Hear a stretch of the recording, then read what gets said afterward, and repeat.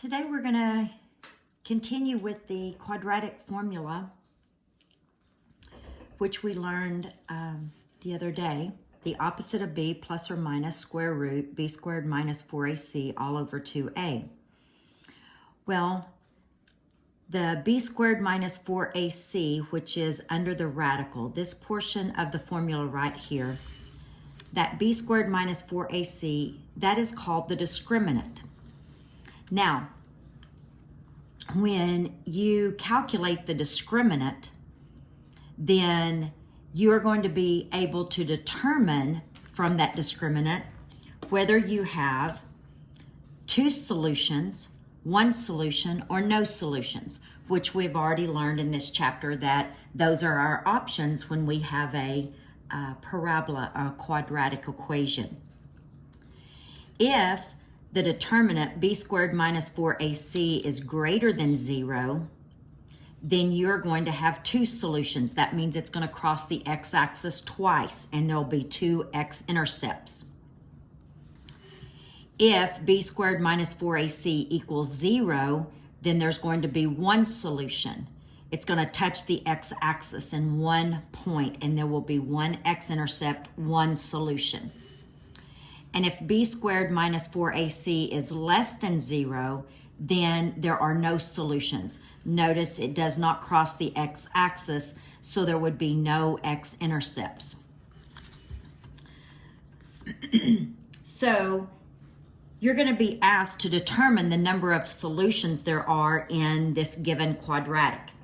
So first of all, let's notice, is it set equal to 0? I've got everything set on the left, set equal to 0, so we're ready to go. This would be my A, my B, and my C. So we're going to go use the determinant, which is whatever B is squared minus 4 times A times C. So my B would be 6, my A would be 2, and my C would be 5. So I'm going to take my calculator, and I'm going to go take parentheses 6 and square it. Take away 4 times 2 times 5, and I ended up with -4. So the discriminant had a value of -4. Now, if I go back up here to my chart, was my discriminant greater than 0? No. Equal to 0? No. It was less than 0. So that tells me that there are going to be no solutions to this quadratic. The graph is not going to cross the x-axis at all. If I go look at my next example, I'm going to take my discriminant, which is b squared minus 4 times A times C. Notice my B would be 0 in this case because there is no x. My A would be 1, and my C would be -7.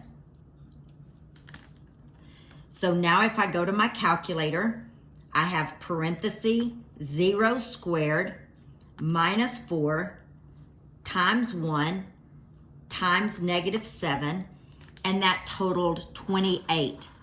So my discriminant had a value of 28.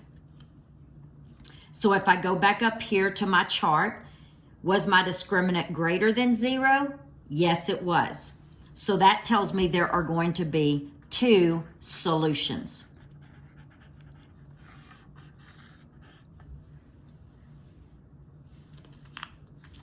All right, if I go look at my third example, here's my A, my B, and my C.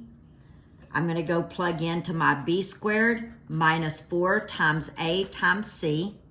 My B would be -12, A would be 4, and C would be 9. So I'm going to take my calculator, parentheses -12 squared minus 4 times 9, and I end up with my discriminant equaling 0. So if I go back up here to my chart, my discriminant was greater than 0? No. My discriminant was equal to 0? Yes. So that means I would have one solution. Excuse me. So you're going to be able to know how many solutions there are to the quadratic by just looking at the discriminant, which is the b squared minus 4ac, which is under the radical in the quadratic formula.